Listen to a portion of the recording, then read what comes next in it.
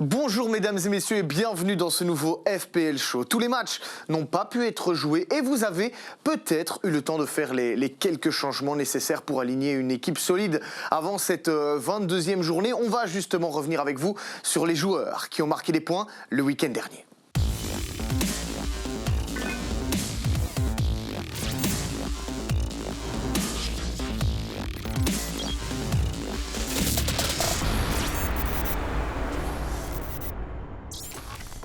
Paul Nwachu absent, c'était donc une affaire en or pour miser sur le japonais Junya Ito. 5 buts et 9 assists cette saison. Junya Ito est clairement l'un des meilleurs milieux de notre championnat et continue de le prouver à chaque rencontre. Lors des 2 dernières journées, il a été impliqué, écoutez bien, dans 5 des 8 buts inscrits par le Racing. De quoi peut-être lui confier le brassard du côté d'EA Sports. En tout cas, sa performance a été apprécié et Ito a même été récompensé avec une place dans la Team of the Week.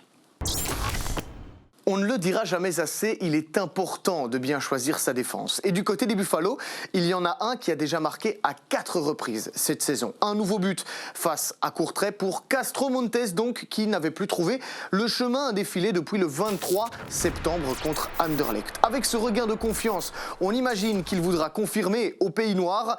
C'est par contre le défenseur le plus cher du top 10 en fantasy avec, vous le voyez, un prix de 6,5 millions.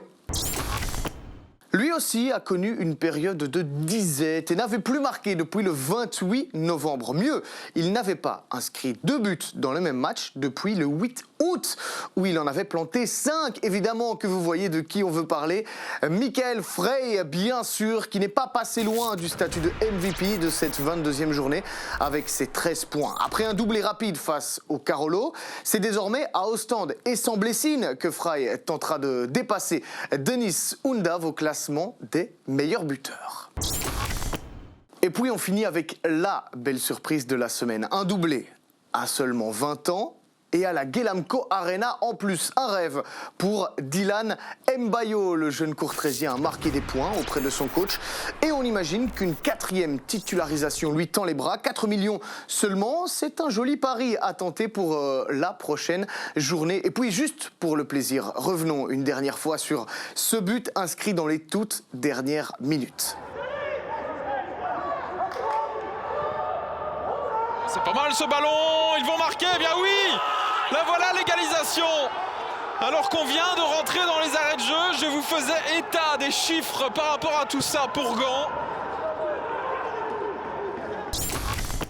Et voilà pour cette semaine, on espère que votre week-end sera productif en fantasy avec 2 belles affiches qui vous attendent. On retiendra surtout le choc entre l'Union et Genk ou encore Standard face à Bruges, sans oublier Charleroi qui reçoit la Gantoise. Quant à nous, on se dit à la semaine prochaine. Ce ne sera pas moi, mais quand même, à bientôt. Ciao!